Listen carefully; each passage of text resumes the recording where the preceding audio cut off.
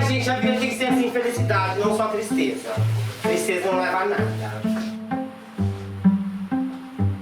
Tá vendo? Ela sai pedindo tudo pra todo mundo, né? Você vê? Pode Como se quiser interpretação, né, mulher? É pra todo mundo, ela sai dividindo. Aqui, ó. Toma, Nádia, deixa de onda.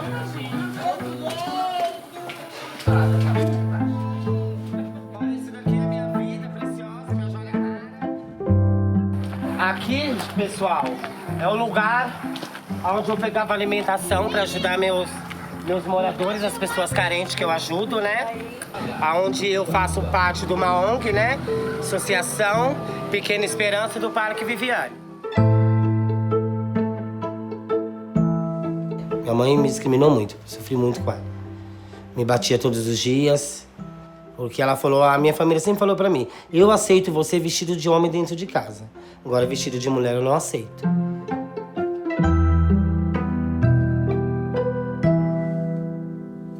Eu queria pegar uma casa maior, independente, que eu possa me sentir à vontade, ter minha privacidade, né? Porque morar numa casa com um monte de gente no quintal não dá. Porque aí a gente não tem nossa privacidade, a gente não se sente bem. Casa que eu pedi pra Deus preparar uma casa maior para mim, né?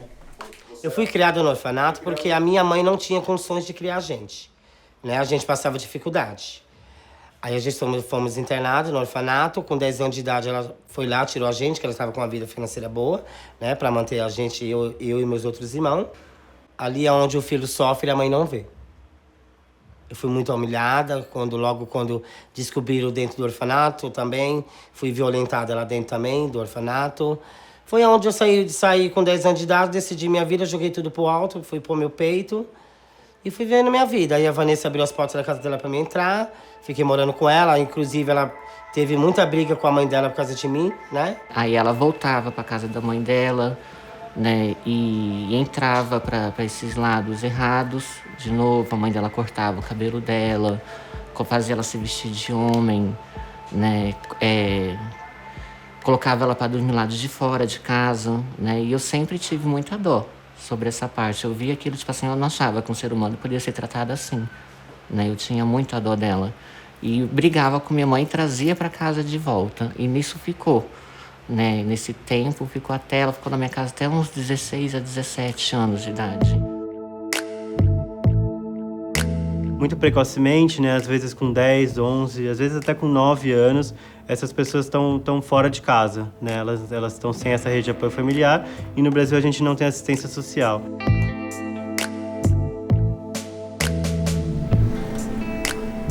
E era o único jeito, né? De se manter, porque minha família me aceitava, mas, tipo assim, não aceitava comprar roupa pra mim. Aí acabou, nós novas, que 2 crianças, né? Caiu nessa vida. Pra andar no meio de uma travesti, você teria que ter silicone. Entendeu? Travesti antigamente era atitude e silicone. Entendeu?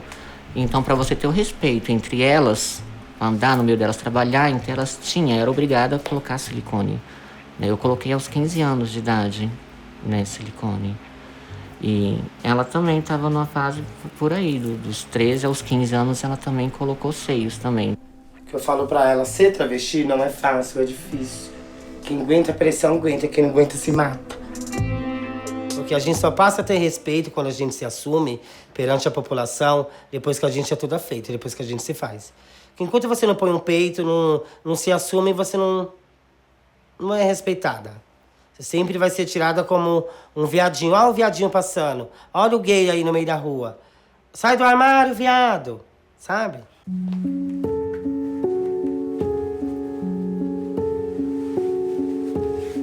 Se você vai trabalhar 12 horas de noite numa avenida, né, é muito fácil que você recorra à maconha, à cocaína, ao crack como formas de se manter acordados, de se manter disposto para o trabalho, né?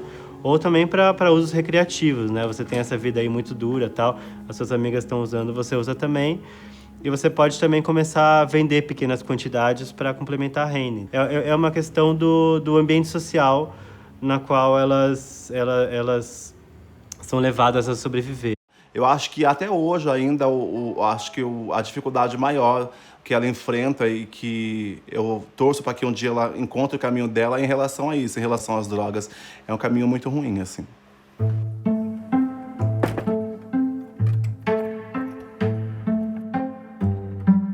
Chegou 2 policiais numa moto, numa Twister preta. Chegou numa certa hora, eles chegaram, me deram uma rasteira no meio da rua, me jogaram no meio da rua, pisaram nas minhas costas, me bateram, já me jogaram algema. Me passou só a morte, porque na verdade, pra eles não queriam me pôr atrás das grades. Na verdade, eles queriam me matar. O policial já engatilhou a arma pra me matar. Só não me matou porque meu advogado chegou na hora. Eu fui presa de calcinha, sutiã e de vestido, e meu cabelo ele era aqui, né? Chegou lá, cortaram meu cabelo, rasparam minha cabeça, né? E realmente em presídio feminino masculino não pode usar cabelo grande, tem que cortar. Agora, graças a Deus, hoje em dia nós temos nossos espaços de andar vestida de mulher dentro do presídio, ter cabelo grande. Hoje os presos abriram espaço pra gente comer no mesmo prato, fumar no mesmo cigarro que antigamente não podia. Agora hoje a gente pode, né? Hoje em dia a gente pode ter visita íntima, uma coisa que a gente não podia no passado. Hoje a gente pode receber visita do marido. Olha, o presídio é como se fosse uma faculdade. Ou você aprende ou você não aprende. Você tá ali pra você decidir o que você quer da sua vida. Ou se você continua no crime, ou se você continua na paz. Porque você tem 2 opções. Ou a cadeia, ou o cemitério. Pra mim não escolher nenhum dos 2, preferi ficar na rua no meio da minha população, né? Onde vai, meu amor? Eu dei uma fugida. Aqui é meu pessoal, minha população, gente. Só pra você ver como eu sou querida. Só tem um. Não, vai ter muitos todos, não está normal. Tá, mãe. Vou colocar na máquina de música. Arrasa, Andressa! A bala no look, querida. Faz uma fake boca de sarará. Dá o nome.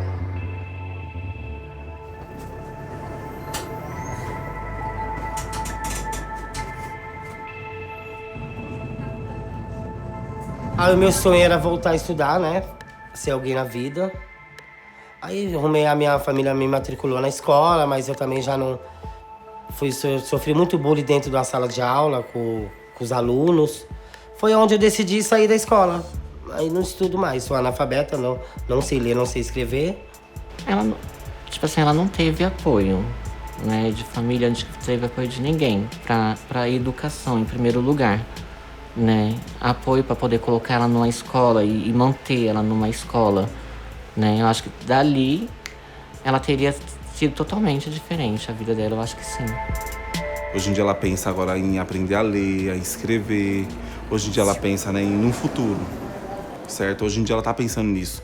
Hoje em dia ela tá pensando mais nela. Antigamente ela não pensava nisso. Antigamente ela pensava em usar droga, mostrar pros outros que era poderosa e pra ela tava tudo bem. Hoje em dia não, hoje em dia é uma pessoa que, querendo ou não, ela paga o aluguelzinho dela, tem as coisinhas dela, rala pra caramba pra poder ter essas coisinhas, entendeu? Então eu acho que mudou bastante coisa.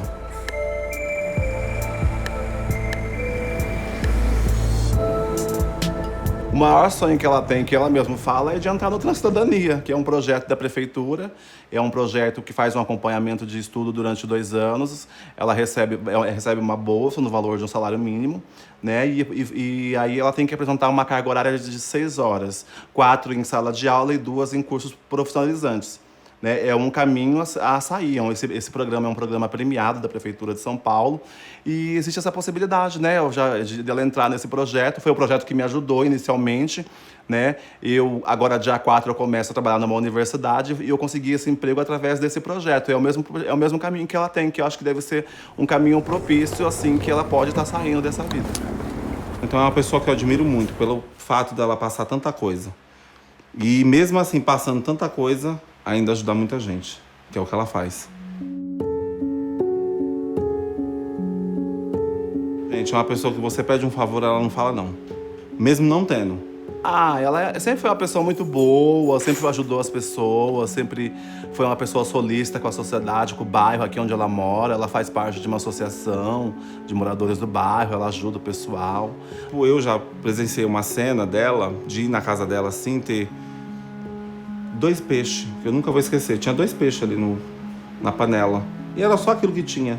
Aí chegou um pessoal, ela fez o quê? Catou o peixe e dividiu com todo mundo. Eu achei aquilo ali lindo, eu não esqueci nunca mais.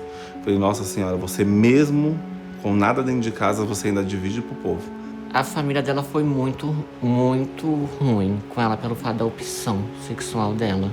Por mais que eles fizeram o que fizeram com ela, né, mas ela perdoou. Era o meu sonho. Viver minha vida.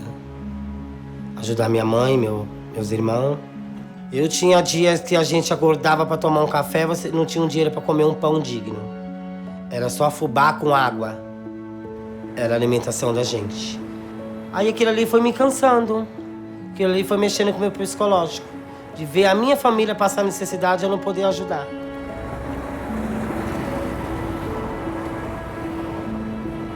Às vezes eu fico lá em cima.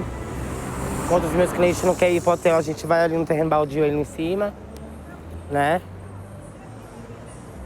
E aqui é onde eu ganho, aqui é onde eu ganho meu ganha-pão no dia a dia, né? Aqui é onde eu consigo fazer dinheiro para pagar minhas contas, para bancar minha casa, pagar meu aluguel todo mês. É daqui é onde eu tiro meu dinheiro para pagar minhas dívidas, né?